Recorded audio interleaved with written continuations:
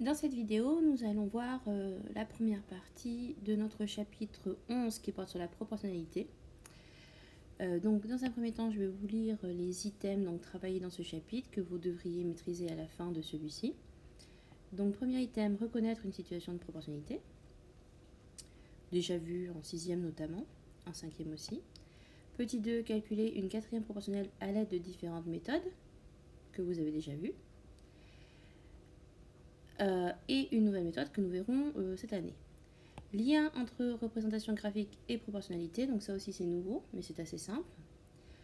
Utiliser la notion de ratio, donc ça je ne sais pas si vous l'avez fait l'an dernier ou pas, on verra cette année en tout cas ce qu'il en est. Comprendre et utiliser des pourcentages, et enfin utiliser des grandeurs composées. Donc c'est parti, on va s'intéresser au grand 1. Donc le grand 1, grandeur proportionnelle.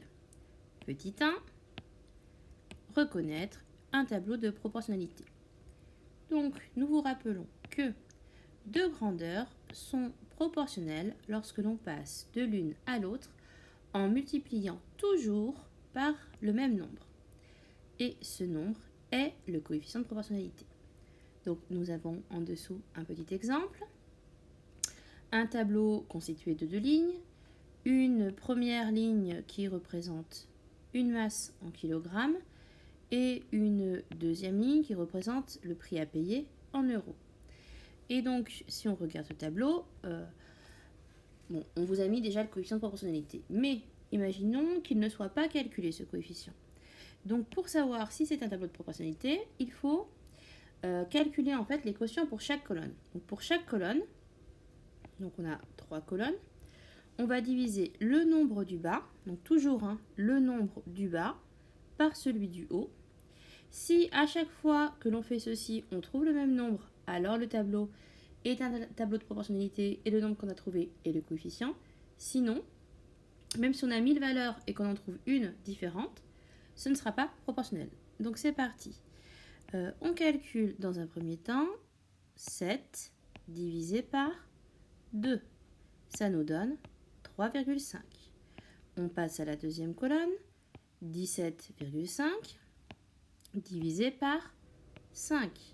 Ça nous donne encore 3,5. Donc pour l'instant, ça va. Troisième colonne, troisième calcul, 26,6 divisé par 7,6. Ça nous donne encore 3,5. Comme on a trouvé à chaque fois le même nombre, il s'agit bien d'un tableau de proportionnalité et le coefficient est 3,5. Ensuite, petit 2,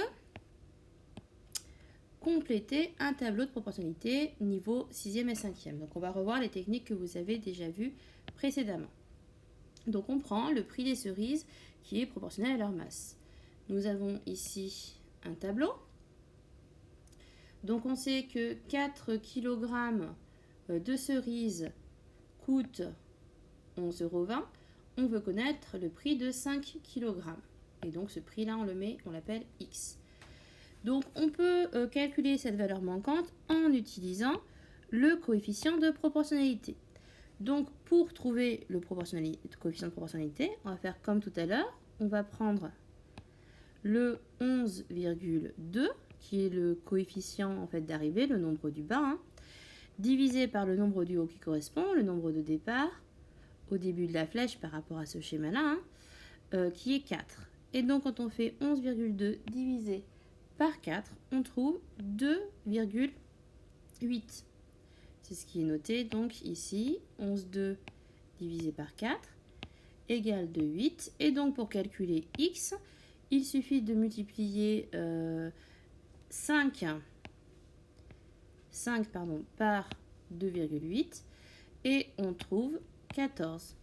Et donc on peut affirmer que du coup 5 kg de cerises coûte, dans cette situation-là, 14 €. Exemple suivant. Utiliser ce qu'on appelle la méthode additive. Donc tout à l'heure, on a utilisé le coefficient de proportionnalité. Là, on va utiliser la méthode additive en ajoutant des colonnes. On peut aussi les soustraire. Donc on imagine qu'on a une colonne de plus par rapport à tout à l'heure. On a cette colonne-là. De toute façon, elle est juste, parce que 1 kg, c'est bien 2,80 €. Et donc, on s'aperçoit que le 5 ici, on peut l'obtenir en faisant 4 plus 1. 4 plus 1, ça fait bien 5.